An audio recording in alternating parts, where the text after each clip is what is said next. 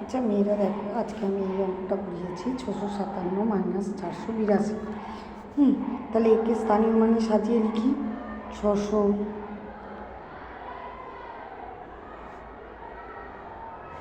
Plus 50 plus 7 বিয়োগ চিহ্ন দিই 400 প্লাস 80 প্লাস 2।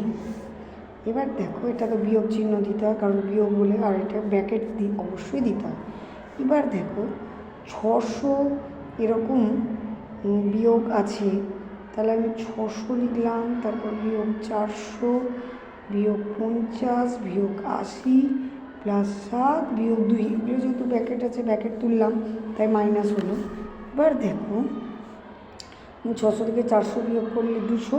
এবার দেখো 50 থেকে 80 বিয়োগ হচ্ছে, মানে তাহলে এবার বড়োর আগে বিয়োগ চিহ্ন আছে, তাই তুমি বড়োর আগে যা চিহ্ন থাকবে সেটাই দেবে, 30।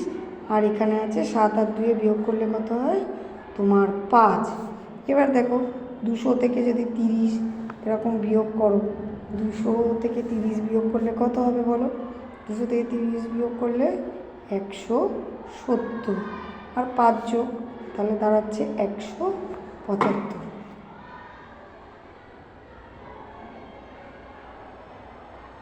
দেখো এই অঙ্কটা বুঝতে পেরেছো কি না?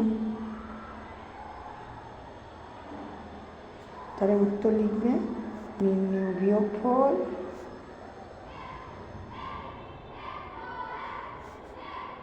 একশো 75।